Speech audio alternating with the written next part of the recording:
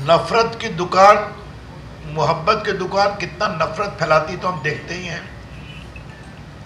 कांग्रेस की सरकारों में देखते हैं, कर्नाटका में देखते हैं क्या हो रहा है वहां पर, देखते हैं हम तेलंगाना में, तो वो भी उनका एक डायलॉग है, छोड़ दीजिए। लेकिन जो हर जगह आरएसएस पर हमला करते हैं, तो आज मुझे राहुल गांधी को एक विनम्रता पूर्वक सुझाव देना है, अगर वो स्वीकार करना चाहें तो उनके ऊपर। राष्ट्रीय स्वयंसेवक संघ 1925 में बना, अगले साल 100 साल पूरे हो रहे हैं। नेहरू जी ने संघ की आलोचना की, भयंकर की, इंदिरा गांधी ने की, राजीव गांधी जी ने की, और ये तो रोज वही राग अलापते हैं। प्रतिबंध लगाया गया इमरजेंसी में और पहले भी। राहुल गांधी जी संघ के द्वारा, संघ का काम और संघ के द्वारा प्रेरित संगठनों का काम कहां से कहां पहुंच गया। आज हम देश में शासन करते हैं, स्वयंसेवक कितने प्रदेशों में शासन करते हैं, हम सभी संघ के स्वयंसेवक हैं। और आपकी पार्टी कहां से कहां पहुंच गई। तो कभी विचार करिए कि रोज आपको संघ की आलोचना करने का चिट मिलता है, तो उसको बंद करना चाहिए।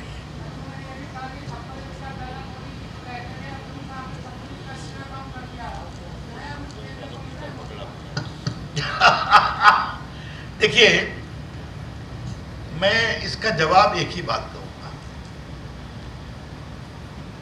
मोदी जी भारत के प्रधानमंत्री हैं और राहुल गांधी विपक्ष के नेता हैं, वो भी एक बड़ा पद है।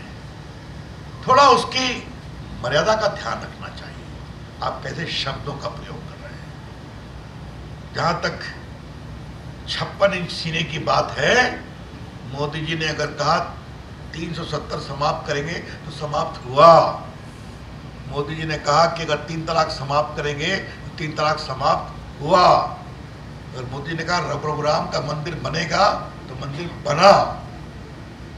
और आतंकवादियों की पिटाई है तो हो रही है कि आज देखिए पाकिस्तान दाने दाने को मजबूर है, घर में घुसकर मार रहा है। चलिए धन्यवाद, बाकी लोग सवाल पूछे। अच्छा रविशंकर जी, आप हरियाणा में आए, आपने आते ही युद्धा का जिक्र किया, राहुल गांधी का जिक्र किया, कोई डर है।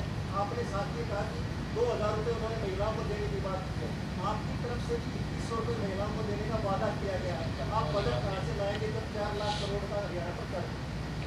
देखिए, हम जो कहते हैं वो करते हैं कि नहीं। अगर मध्य प्रदेश में कहा तो किया कि नहीं किया। अगर किया कि हम 80 करोड़ लोगों को 5 किलो गेहूं चावल देंगे तो दिया कि नहीं दिया। अगर कहा कि सबको हम फ्री लगाएंगे कोरोना का टीका, तो 200 करोड़ टीका लगाया कि नहीं लगाया। तो मैं आपके सामने सीधा एग्जाम्पल दे रहा हूं। हम जो कहते हैं वो करते हैं। और अगर बार बार हरियाणा में बेरोजगारी कम है, 1,43,000 की नौकरी में कोई घपला नहीं हुआ है, तो अखबार भी लिखते हैं। तो हम जो कहते हैं वो करते हैं।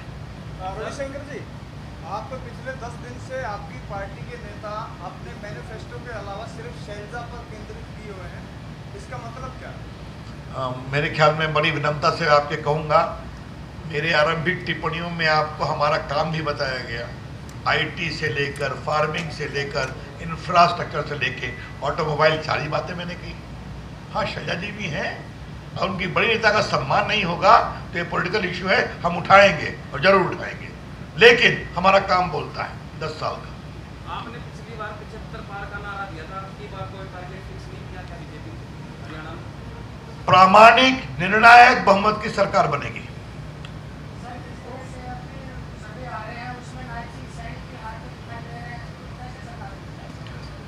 अब ऐसा कौन सर्वे आपने देखा, हमें तो पता नहीं है। हम लोग के सर्वे में और समझदारी में नायब सैनी बहुत प्रभावी रूप से जीत रहे हैं।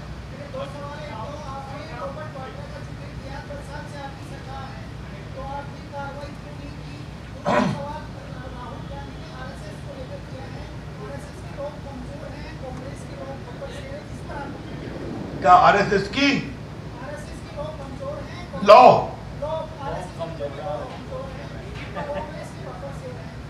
राहुल गांधी थोड़ा आरएसएस के लोगों को समझना सीखें।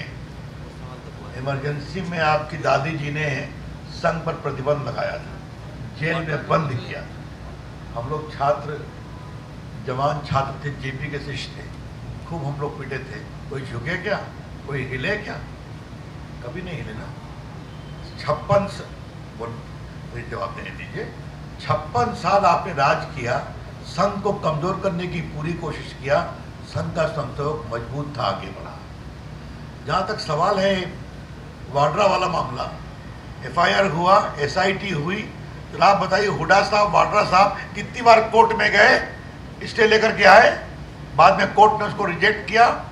वाड्रा साहब की कोशिश रिजेक्ट हुई, चाहे वहाँ यहाँ है।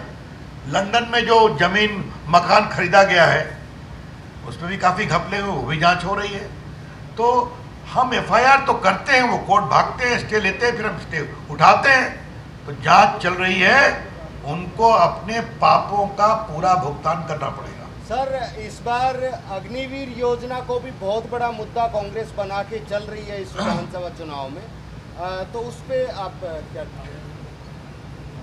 देखिए, हमारे गृह मंत्री माननीय अमित शाह जी ने, रक्षा मंत्री माननीय राजनाथ सिंह जी ने पब्लिकली घोषणा की है कि अग्निवीर के जवानों को स्थायी नौकरी मिलेगी, पेंशन भी मिलेगा। चाहे आपका वो सीआरपीएफ हो, सीआईएसएफ हो, बीएसएफ हो, सरकारी नौकरियों में भी उनको आरक्षण मिलेगा। तो ये सारी बातें हो चुकी हैं। और एक बात मैं और कह दूं, अग्निवीर व्यापक चर्चा करके स्कीम लाई गई थी, जनरल से बात करके, ताकि भारतीय सेना के जवानों की उम्र कम हो, फाइटिंग स्पिरिट हो। और एक बार मैं कहूंगा जो कांग्रेस पार्टी के लोगों से, जो बच्चे ट्रेनिंग ले रहे हैं, बेटियां ले रही हैं, जाकर उनके उत्साह को देखें।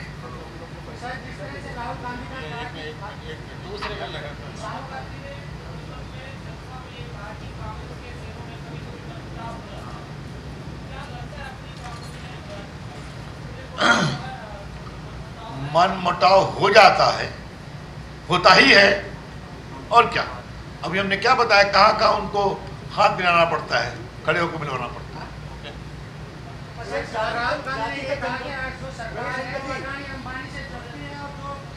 अब ये देखिए, ऐसा है, इस तरह के उनके घटिया आरोप तो 3-4 साल से लगा रहे हैं, उसका उत्तर हम भी देते हैं, देश की जनता भी देती है। रोहतक पे छोड़ दीजिए, कोई नया खोलिए। जातिगत जनगणना की बात कांग्रेस पार्टी कह रही है, और हरियाणा में भी जातिगत सर्वे कराए जाने की बात, आपका इस पर क्या है? जातिगत जनगणना ऐसा है, पहले कांग्रेस के अंदर जातीय जनगणना पर कुछ एक मत बना है क्या? हमने कभी इसका विरोध तो नहीं किया। ईमानदारी से आवश्यकता के अनुसार उपेक्षित, गरीब, वंचित की गिनती हो, कहाँ कोई दिक्कत है। लेकिन ये उसको राजनीतिकरण करते हैं। इसीलिए फिर कहता हूँ, राहुल गांधी संविधान लेके चलते हैं, संविधान को कितना समझते हैं। ये देश का पूर्व कानून मंत्री, senior advocate supreme court Ravishankar सवाल उठा रहा है। और दूसरा, कि ये जो बार बार जातीय जनगणना की बात करते हैं, इसको कितना समझते हैं, ये भी चर्चा का विषय है। थैंक यू, बहुत बहुत धन्यवाद।